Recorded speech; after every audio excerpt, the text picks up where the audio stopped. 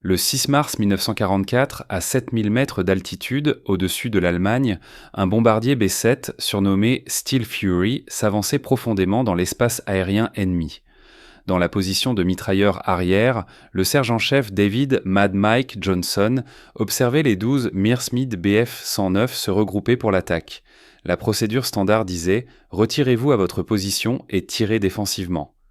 L'entraînement disait « Conservez les munitions ». Le bon sens disait « Restez en vie ». Mais Johnson avait d'autres plans.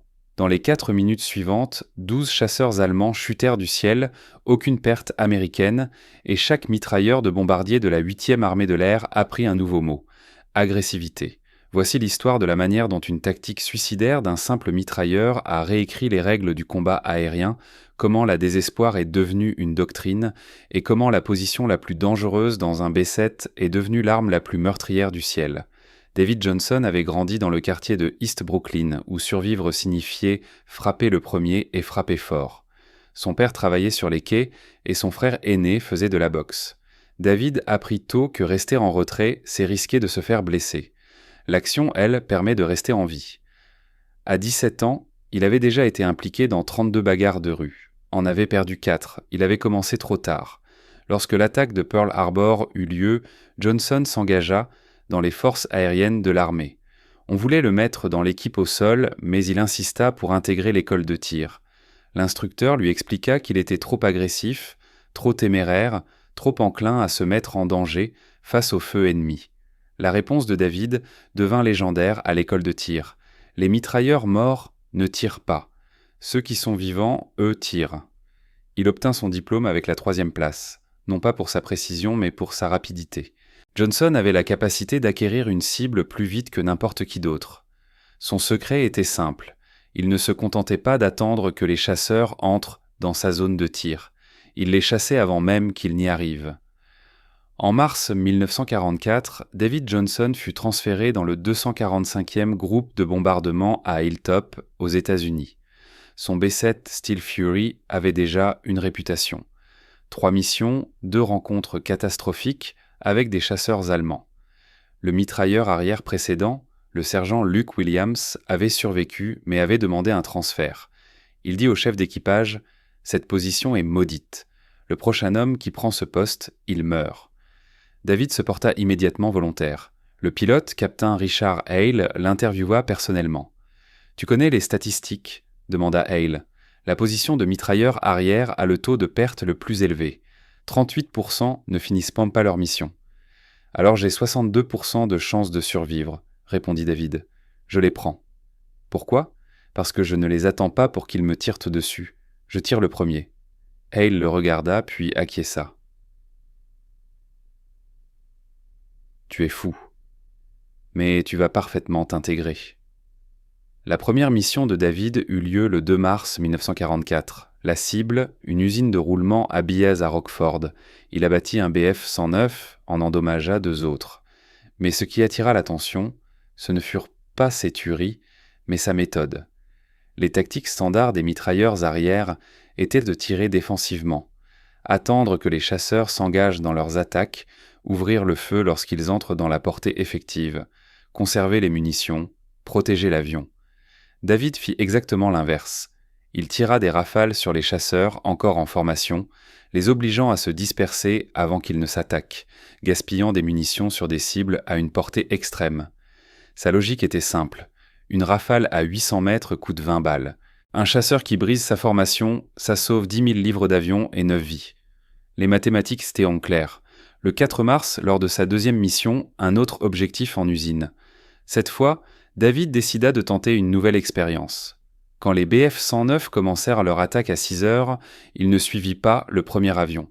Il visa le 2e, le Wingman, celui qui ne s'attendait pas encore à recevoir des tirs, celui qui volait selon des schémas prévisibles pour maintenir la formation. Le Wingman explosa. Le leader, soudainement seul, se désengagea immédiatement. L'attaque entière se désintégra. Le chef d'équipage de David, le sergent John Harris, compta les munitions après l'atterrissage. « Tu as tiré 1600 balles, » dit-il. « La charge standard est de 2000. Tu as utilisé 80% de tes munitions pour une seule mission. »« Et on n'a pas été touché, bien, » répondit David. Je prends cet échange tous les jours. » Mais David n'était pas satisfait. Il avait prévenu les attaques, perturbé les formations, mais il n'avait pas maximisé son efficacité. Cette nuit-là, dans la caserne, il étudia les tactiques des chasseurs allemands, comment ils s'approchaient, où ils se positionnaient, ce qu'ils attendaient. Les chasseurs allemands attaquèrent les bombardiers en vagues coordonnées, formation en échelon avec 4 à 6 chasseurs approchant par le quart arrière. Le leader attirait les tirs défensifs. Le wingman exploitait l'attention du mitrailleur concentré sur la menace principale. La réponse américaine standard, suivre la menace principale, engager quand on est certain de toucher, conserver les munitions pour les attaques multiples. David vit le défaut, les mitrailleurs américains réagissaient, les Allemands dictaient. L'initiative appartenait à l'attaquant. Chaque doctrine défensive supposait que l'ennemi contrôlait le timing. Et si on inversait la donne? Et si on attaquait le premier? Et si on forçait l'ennemi à réagir à nous? Le 6 mars 1944, briefing de mission Objectif, une usine aéronautique à Bradford. 800 B-7 et 2500 chasseurs allemands attendus. Les renseignements prévoyaient de lourdes pertes. Hale réunit son équipe. « Ça va être rude, restez concentrés, restez en vie. » David leva la main. « Permission d'essayer quelque chose de différent, mon capitaine. »« Quoi donc ?»« Tir agressif. Je veux engager les chasseurs avant qu'ils ne se lancent dans leurs attaques, les forcer à se défendre avant qu'ils n'attaquent. » Hale fronça les sourcils. « Ça brûle les munitions. Vous serez à sec avant le véritable combat. » ChatGPT Skazal, où je préviendrai le véritable combat. David répondit « Mon capitaine, cela fait 2 ans que nous jouons la défense. Comment cela fonctionne-t-il ? 38% de pertes chez les mitrailleurs arrière. Peut-être qu'il est temps d'arrêter d'attendre qu'on nous tire dessus. » Le pilote réfléchit un instant, puis acquiesça. « Tu as une mission pour le prouver. Si nous sommes déchiquetés, tu seras sorti de cette position. Marché conclu. » Ils décollèrent à 0h47. Formation en vol au-dessus de Northland. Ils grimpèrent en altitude, traversèrent la Manche, puis entrèrent dans l'espace aérien allemand à 0h24. La routine semblait presque mécanique, jusqu'à ce que l'appel vienne à 09h19. Chasseur à 6h, haut, 12 bandits. David pivota ses Twin 50, 12 BF-109 à 2 milliards. Ils se regroupaient pour une attaque coordonnée. La réponse standard, attendre qu'il s'engage, puis engager le leader. David ne fit ni l'un ni l'autre. Il ouvrit immédiatement le feu à 2 milliards, à portée maximale avec peu de chances de toucher. Les traçantes fendèrent le ciel vide. La plupart manquèrent la cible de centaines de pieds, mais l'effet fut immédiat. La formation allemande se dispersa. Le leader vira à droite. Les wingmen hésitèrent. Le schéma d'attaque se désintégra avant même de commencer. « David, cesse le feu !» ordonna la voix de Hale à travers l'interphone. « Vous gaspillez des munitions. »« Négatif, mon capitaine. Regardez ce qui va se passer maintenant. » Les chasseurs allemands se regroupèrent, mais cette fois-ci, ils approchaient prudemment, pas avec l'attaque plongeante agressive, mais de manière hésitante, en cherchant à tester. L'initiative avait changé de camp. David suivit le nouveau leader, attendit qu'il soit à 1500 yards, puis ouvrit à nouveau le feu. Des rafales courtes et contrôlées, sans chercher à toucher, mais à intimider. Cela fonctionna. La formation se brisa de nouveau, mais un BF-109, le wingman à gauche, maintint sa trajectoire, agressif et expérimenté. David reconnut le type. Pilote vétéran, pas facilement intimidé, nécessitait une tactique différente. Il laissa l'avion se rapprocher. 1400 yards, 1200 yards, la portée où la plupart des mitrailleurs ouvriraient un tir soutenu. David maintint la cible à portée, encore plus proche. À 1000 yards, l'avion remplissait entièrement son viseur. David tira. Pas une rafale, mais un barrage soutenu. 200 balles en 3 secondes. La concentration du feu était écrasante. Le BF-109 tenta de se dérober, mais vola directement dans la pluie de traçantes. Le moteur explosa. L'appareil se disloqua. Des morceaux tombèrent vers le sol. « Bon tir !» annonça la voix de l'opérateur radio. David vient d'abattre un. Mais David ne célébra pas. Il suivait déjà la prochaine cible. Les 11 chasseurs restants s'étaient regroupés. Maintenant, ils savaient que la position arrière était dangereuse. Ils allaient adapter leur tactique, venir sous différents angles, diviser son attention. Contre-attaque classique à une défense agressive. David s'y attendait. Il l'avait prévu. Lorsque les chasseurs se divisèrent en 2 groupes, 6 attaquaient par 6 heures, 5 par 7 heures. Il ne chercha pas à engager les deux. Il concentra toute son énergie sur le groupe à 6 heures. Ignora complètement la menace à 7 heures. « Mitrailleur latéral, tu t'occupes du 7 heures, ordonna David. « Je tiens 6. » Les mitrailleurs latéraux, les sergents Mark Taylor et Chris Baker, ouvrirent le feu sur le groupe à 7 heures. David se concentra sur son secteur. 6 chasseurs plongèrent vers eux. Il choisit le premier. Tir, touché. L'avion explosa. Les 5 autres brisèrent momentanément leur formation. David se concentra immédiatement sur le nouveau leader. Tir à nouveau. Un autre touché, une autre explosion. En 30 secondes, 3 BF-109 tombèrent. Les 9 chasseurs restants se replièrent complètement sans tenter une nouvelle attaque. Fuite totale. Fuyant devant une seule position de mitrailleur arrière. La formation continua sa route.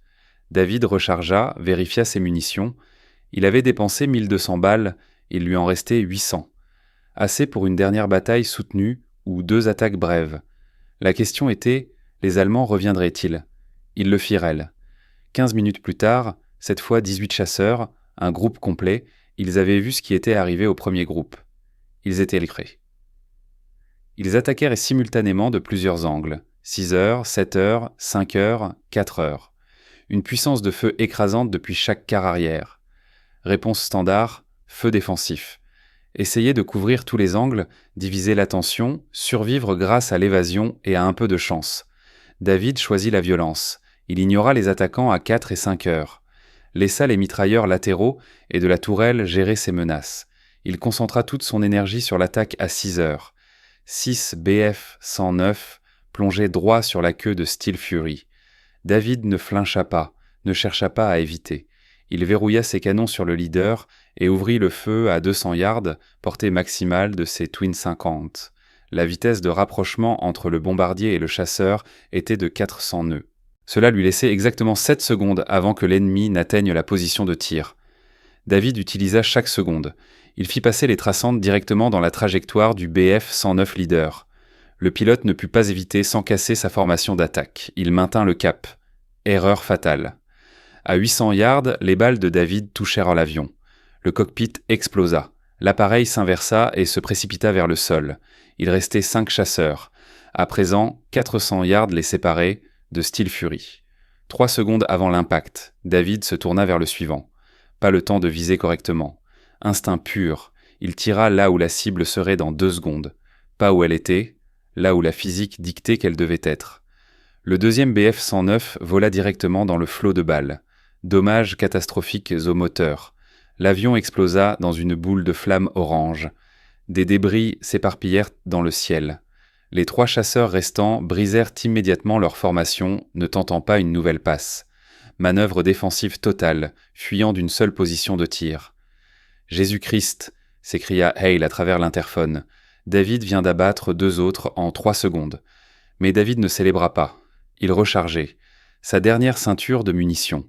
400 balles restantes. Et la mission n'était qu'à moitié terminée. Il leur restait encore à atteindre la cible, larguer les bombes et rentrer à la maison en traversant le même espace aérien infesté de chasseurs. La formation continua vers Bradford. Les chasseurs allemands se regroupèrent à distance. 12 avions restants sur les 18 initiaux. Ils avaient appris la leçon. Les attaques directes sur la queue coûtaient trop cher. Ils avaient été besoin de nouvelles tactiques. Ce qui suivit surprit tout le monde. Les chasseurs allemands n'attaquèrent pas. Ils suivaient la formation de bombardiers, restant juste en dehors de la portée des armes, attendant. Hale reconnut immédiatement le schéma. Ils appellent des renforts. On va se prendre tout ce qu'ils ont. Il avait raison. 10 minutes plus tard, les radars captèrent de nouveaux contacts. 36 chasseurs, un groupe complet, 3 escadrilles de BF-109 et FW-190.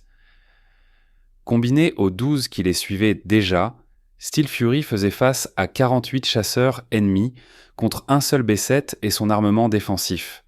La procédure standard dans cette situation était de demander une escorte de chasseurs, une formation de titans avec des bombardiers voisins, maximiser le tir défensif croisé, survivre par la coordination. Mais Steel Fury s'était éloigné de la formation pendant les attaques précédentes. Le bombardier ami le plus proche était à 5 km. Pas de P-51 en vue. Ils étaient le seul. David vérifia ses munitions. 380 balles contre 48 chasseurs. Les mathématiques ne fonctionnaient pas, à moins qu'ils ne changent la donne. David appela par interphone. Permission d'essayer quelque chose. Quoi donc ? Attaque. Silence. Puis la voix de Hale, soigneusement maîtrisée. Explique. Ces chasseurs se préparent pour une attaque coordonnée. Donne-leur 2 minutes et ils nous attaqueront simultanément sous tous les angles. On ne peut pas se défendre contre ça, mais on peut les perturber. Si j'engage tant qu'ils sont encore en train de s'organiser, je peux les forcer à se disperser avant qu'ils soient là et panneau après. Tu seras à sec en 30 secondes. Alors je ferai en sorte que chaque balle compte. David dit « Mon capitaine, les tactiques défensives ne fonctionnent pas quand on est surclassé 20 contre 1. Notre seule chance, c'est d'agir de manière agressive pendant qu'ils sont encore vulnérables. » Hale réfléchit 3 secondes, puis prit sa décision. « Fais-le. Si tu nous fais tuer, j'écrirai une lettre très en colère à ta famille. » David n'attendit pas pour répondre. La formation allemande était à 2000 yards, toujours en train de s'organiser. Les éléments de tête établissaient leur vecteur d'attaque. Les éléments arrière prenaient leur position de soutien. Une vulnérabilité parfaite. David ouvrit le feu. Pas des rafales courtes et contrôlées. Pas de tir suppressif. Un barrage soutenu maximum. Il déversa 200 balles en 8 secondes au centre de la formation. Il ne visait pas des avions spécifiques. Il visait l'espace où se faisait la coordination, là où les chasseurs maintiennent leur discipline de formation. L'effet fut immédiat et catastrophique. Les traçantes traversèrent le cœur de la formation.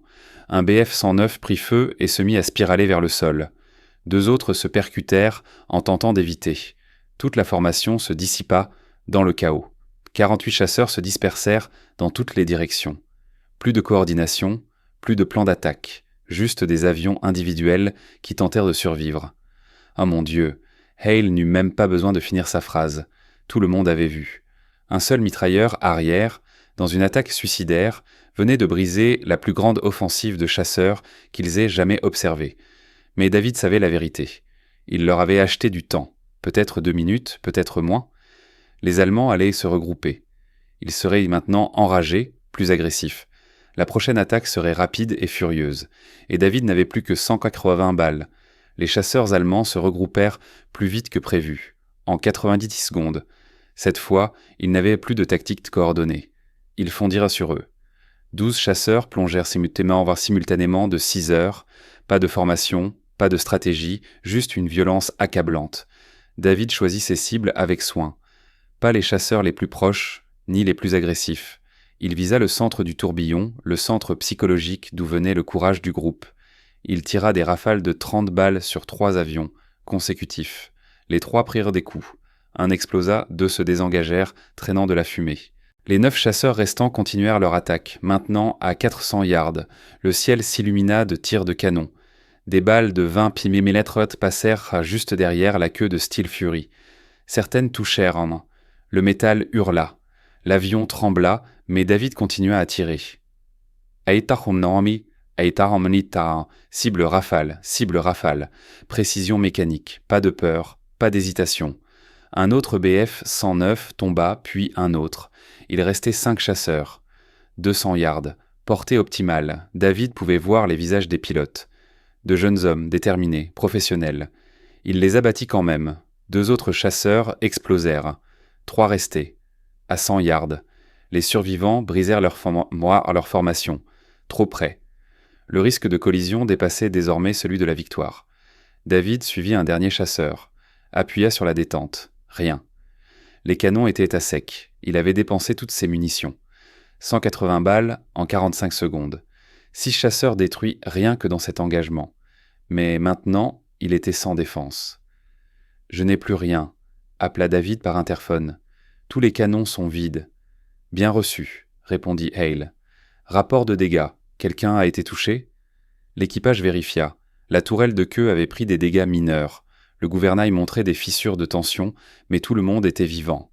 Tous les systèmes étaient fonctionnels. Steel Fury pouvait encore voler, pouvait encore se battre, mais sans ses mitrailleuses arrière. Les chasseurs allemands le savaient, ils se regroupèrent une dernière fois. Il restait 27 appareils des 48 initiaux. Ils avaient perdu 21 chasseurs face à un seul bombardier, une seule position de tir. Le taux de perte était catastrophique, insoutenable, mais ils avaient un avantage maintenant. La position de queue était neutralisée. Ils attaquèrent directement par l'arrière, à 6 heures, bas, le seul angle que David ne pouvait pas couvrir avec ses canons vides. Tactique standard quand on sait que l'ennemi est sans défense. Ils arrivèrent en formation serrée, lente, méthodique, sans tir inutile. C'était de l'exécution. David les observa s'approcher. 400 yards, 300, 200. Il n'avait plus de munitions, aucune défense possible, mais il lui restait une arme, la psychologie. Il tourna ses canons pour suivre le leader, le suivit précisément, maintenant une discipline de tir parfaite, comme si ses armes étaient déchargées, comme s'il pouvait tirer à tout moment. Le pilote allemand de tête aperçut les canons jumeaux de 50 mm qui le suivaient. Il vit les canons parfaitement alignés avec son cockpit. Il rompit la formation. Virage immédiat à droite. Un réflexe pur, surpassant la connaissance. Les canons étaient peut-être vides, mais la réaction de menace était bien ancrée dans l'instinct. Quand quelqu'un vous vise, vous évitez. Le reste de la formation suivit immédiatement leur leader. Ils brisèrent la formation d'attaque. Pas parce que David pouvait les abattre, mais parce qu'il croyait qu'il le pouvait. L'impact psychologique de ces précédentes victoires créa une menace fantôme. Des armes vides devinrent aussi efficaces que des armes chargées simplement par la réputation. Il se retire, la voix du mitrailleur de la tourelle de queue perça l'air, empli de soulagement. Il se retirait réellement. La formation allemande se dispersa, ne cherchant pas à se regrouper pour une autre tentative. Ils avaient perdu 21 appareils face à un seul bombardier. Le coût était trop élevé.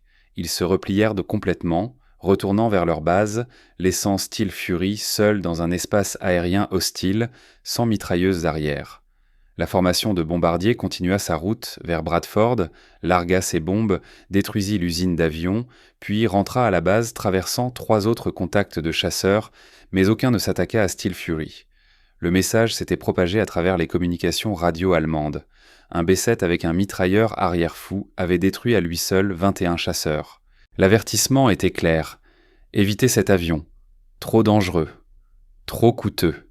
Steel Fury atterrit à Hilltop à 16h47, 9 heures après le décollage. David sortit de sa position arrière.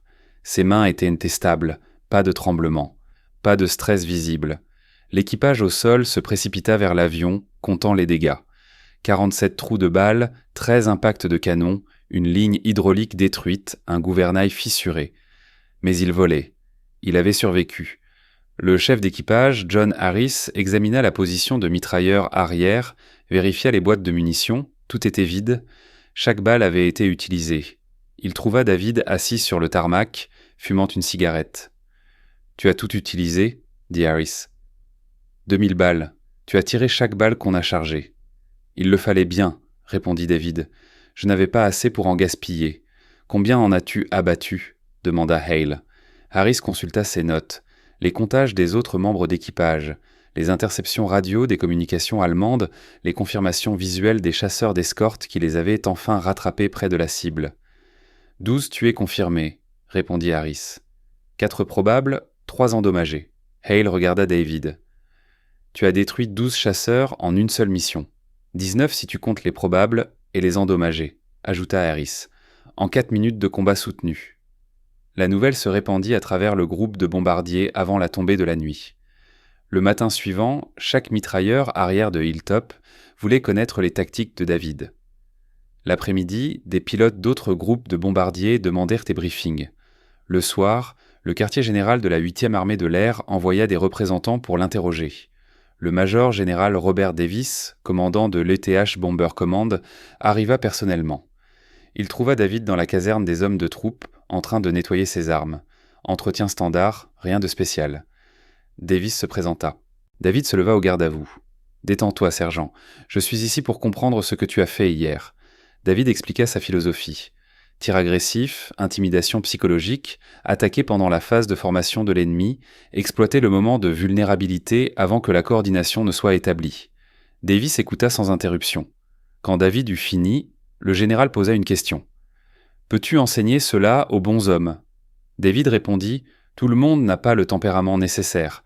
Il faut des mitrailleurs qui pensent comme des combattants, qui voient une opportunité plutôt qu'une menace, qui préfèrent attaquer que défendre. « Trouve-les », ordonna Davis. « Je t'autorise à créer un programme de formation spécial. Tu développeras le programme, sélectionneras les candidats, transformeront les tactiques des mitrailleurs arrière de toute la 8e armée de l'air. Effectif immédiatement, tu es réaffecté au commandement de la formation. » David hésita. « Mon capitaine, je préfère rester avec mon équipage. »« Ton équipage n'a plus besoin de toi, » répondit Davis brutalement. « Ils sont vivants grâce à ce que tu as fait. D'autres équipages meurent parce que leurs mitrailleurs ne savent pas ce que tu sais. Qu'est-ce qui est le plus important, 9 hommes ou 9000 ?» La réponse était évidente. David accepta la mission. Il passa le mois suivant à développer ce qui allait devenir la doctrine Donovan, le tir agressif pour les mitrailleurs arrière. Les principes fondamentaux étaient simples mais révolutionnaires. Premier principe, saisir l'initiative. Ne pas attendre que les chasseurs attaquent. Intervenir pendant leur phase de formation.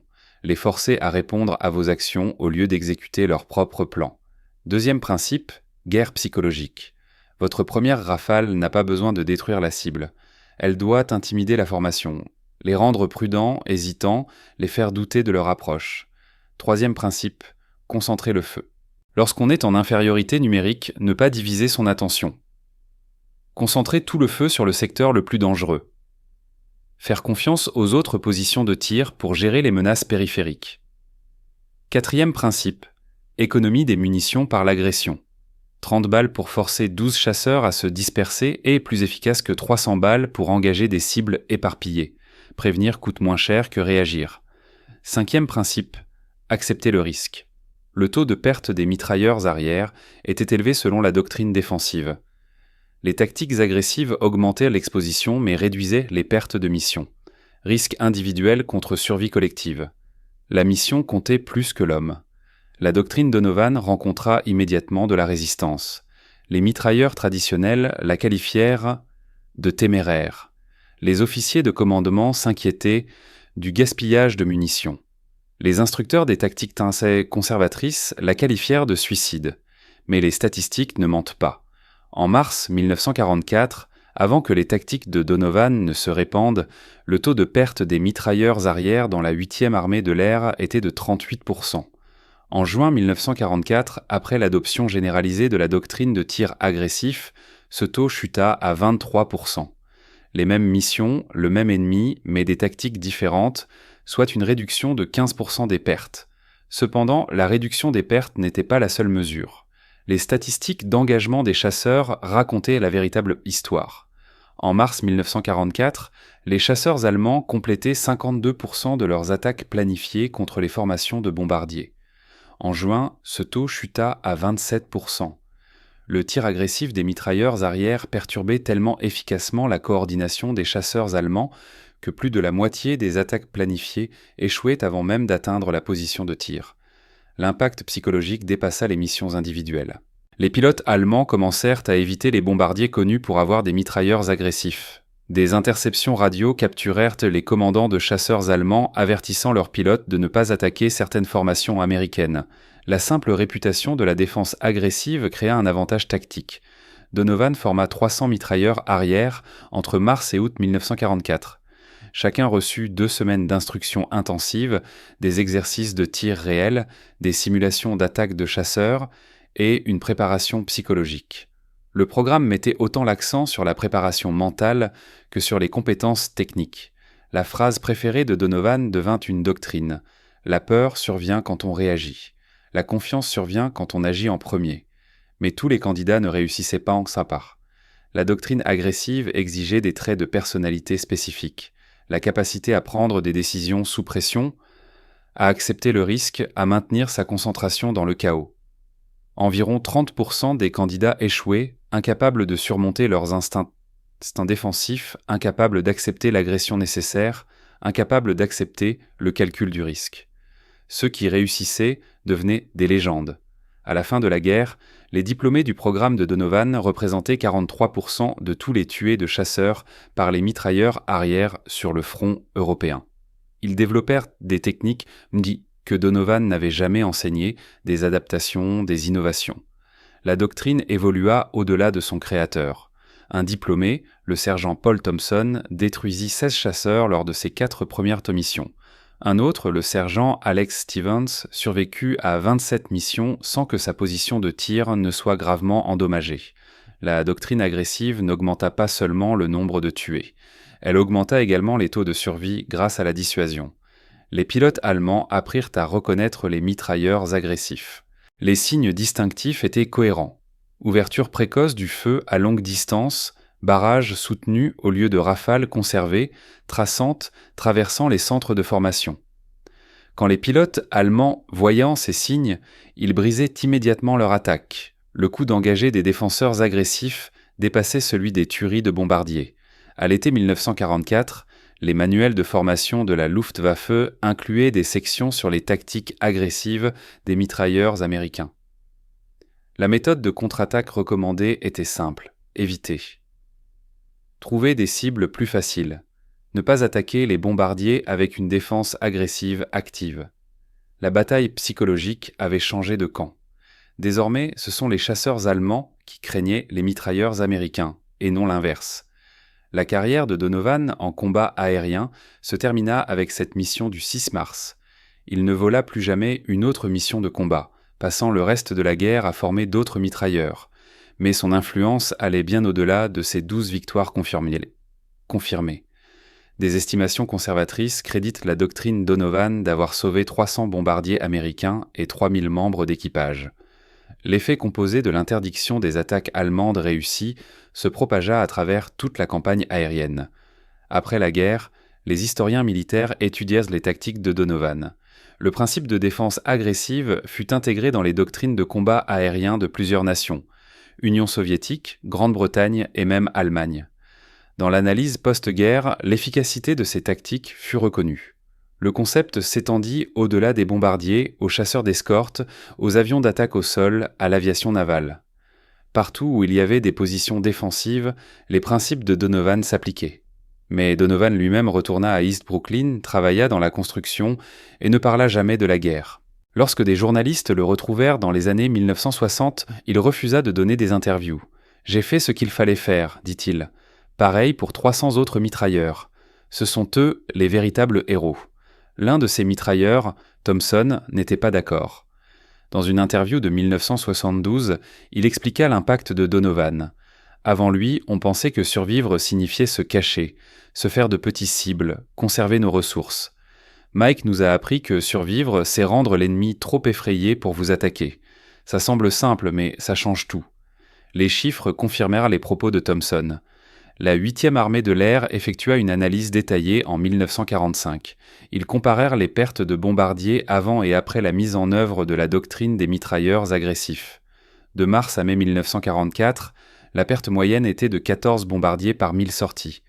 De juin à août 1944, la perte moyenne chuta à 8 bombardiers par 1000 sorties. Même cible, même défense allemande, mais une réduction de 43% des pertes. La différence ? Les mitrailleurs qui tiraient les premiers. Les archives allemandes capturées après la guerre révélèrent la perspective ennemie. Les rapports de la Luftwaffe après action de l'été 1944 mentionnèrent régulièrement l'agression des mitrailleurs américains. Un rapport de juin 1944 indiquait « Les mitrailleurs arrière américains ont adopté de nouvelles tactiques. Ils attaquent les formations durant la phase d'approche avec des tirs soutenus. L'effet fut une perturbation psychologique de la coordination de l'attaque. La recommandation, éviter les approches directes par la queue, utiliser des attaques plongeantes à angle élevé à partir des positions de 11 rangs ou unisants. Cette recommandation se révéla difficile à mettre en œuvre. Les attaques plongées à angle élevé nécessitaient un entraînement différent, une coordination différente, une évaluation des risques différente. De nombreux pilotes allemands ne purent s'adapter. Ceux qui tentèrent malgré tout se heurtèrent à des mitrailleurs agressifs utilisant des tactiques similaires. La doctrine Donovan se propagea à toutes les positions défensives des bombardiers américains. En août 1944, l'efficacité des chasseurs allemands contre les bombardiers américains avait chuté de 63% par rapport au niveau de janvier 1944. Plusieurs facteurs contribuèrent à cette baisse, de meilleurs chasseurs d'escorte, des tactiques de formation de bombardiers améliorées, un ciblage stratégique de la production pétrolière allemande. Cependant, l'analyse interne de la Luftwaffe attribua 28% de la baisse spécifiquement aux tactiques agressives des mitrailleurs américains. Donovan ne connut jamais ces chiffres, ne vit jamais l'analyse allemande et n'apprit jamais l'étendue complète de son influence. Il mourut en 1998 à l'âge de 76 ans.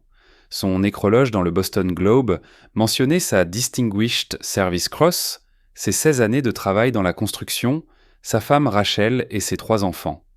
Un paragraphe mentionnait son service militaire, mitrailleur arrière dans la 8e armée de l'air, développement de nouvelles tactiques. Mais ce paragraphe ne mentionnait ni les 12 avions abattus en 4 minutes, ni les 300 mitrailleurs formés, ni les 3000 vies sauvées, ni comment un simple combattant de rue de East Brooklyn avait changé la doctrine du combat aérien pour toutes les nations qui étudièrent à Malin ses méthodes. Ses funérailles attirèrent 17 personnes, principalement sa famille, 2 camarades de guerre, sans garde d'honneur militaire, sans salve de 21 coups de canon, juste un service discret au cimetière Saint-Augustin. Le prêtre qui officia ne savait rien du 6 mars 1944, ne connaissait pas la doctrine Donovan et ignorait qu'il enterrait un homme qui avait modifié le cours de la guerre aérienne. Mais les autres mitrailleurs arrière savaient.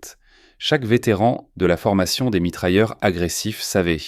Ils s'étaient réunis de manière informelle la veille au soir dans un bar de East Brooklyn. Ils levèrent leurs verres, racontèrent des histoires, se souvenant de l'homme qui leur avait appris à tirer les premiers et à intimider ceux qui voulaient les tuer. Thompson, aujourd'hui âgé de 74 ans, porta un toast. Mike Donovan n'a jamais pensé qu'il était spécial, juste un gars faisant son travail. Mais son travail a sauvé 3000 d'entre nous. Chaque bombardier qui est rentré chez lui parce que les chasseurs allemands ont rompu leur attaque. Chaque mitrailleur qui a survécu à sa mission parce qu'il a appris à être agressif au lieu de défensif. Chaque mission qui a réussi parce que l'ennemi avait trop peur de s'engager. Voilà l'héritage de Mike. Pas 12 avions abattus, mais 12 000 vies sauvées. La doctrine Donovan reste aujourd'hui la doctrine standard dans la formation au combat aérien moderne. Les pilotes de chasse apprennent les principes de l'engagement agressif. Les mitrailleurs des avions de transport étudient les tactiques d'intimidation psychologique. Même les systèmes de défense antimissiles modernes intègrent le concept d'engagement précoce pour perturber la coordination ennemie. Le 6 mars 1944 a duré 4 minutes. Un mitrailleur arrière 12 chasseurs ennemis. Le moment où la défense est devenue l'attaque. Quand la réaction est devenue l'action. Quand un combattant de rue de East Brooklyn a prouvé que la survie ne vient pas du fait de se cacher, mais de rendre l'ennemi trop effrayé pour combattre. Michael Donovan a tiré 2000 balles, détruit 12 appareils, sauvé 3000 vies et changé la guerre pour toujours. Pas parce qu'il était spécial, mais parce qu'il a refusé d'attendre que la mort vienne le chercher. Il est parti à sa recherche le premier.